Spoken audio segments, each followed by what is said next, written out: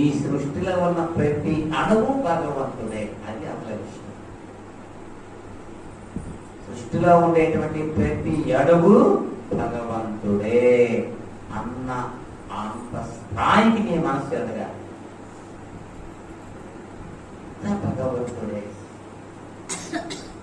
మనమేదో ప్రత్యేకంగా వెళ్ళి చూసినటువంటి విగ్రహమే భగవంతుడు కాదు. ప్రతిదీ అణువణువు భగవంతుడే. అంత స్థాయికి నీ మనసుగానే వెళ్ళిపోతే అంతకన్నా గొప్ప విషయము ఇంకా ఏమీ లేదు.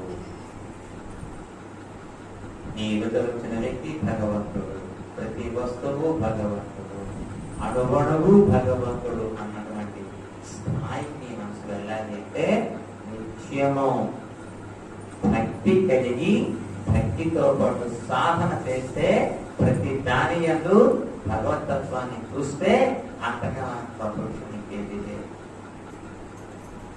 ఏది భగవంతుడు కాదు, సర్వము భగవంతుడు.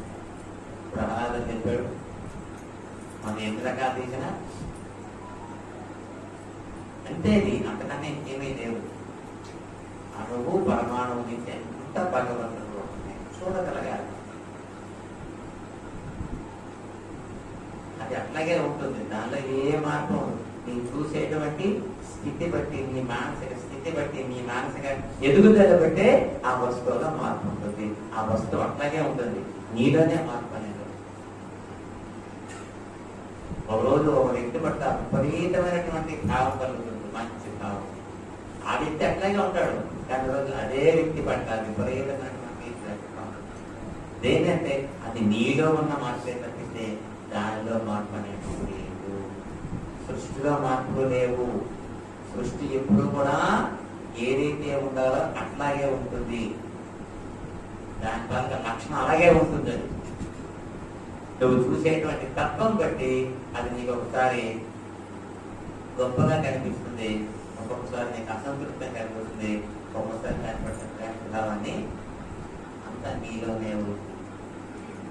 కాబట్టి ఆయన చెప్పేది మన మనస్సుని మనం మార్చుకోవడమే, మన మనస్సుని స్థిరంగా పెట్టుకోవడమే, ఈ జ్ఞానాన్ని కలిగి ఉండడమే మనం చేసేటువంటి సాధన చెయ్యాలి. సాధన చేయబడాల రాజ్యం మానికి లేదు. ఎంతమందో చూసాము, ఎక్కడో చెప్పినట్టుంది. శ్రీనాథ్ మహాకవి గురించి చెప్పినట్టుంది.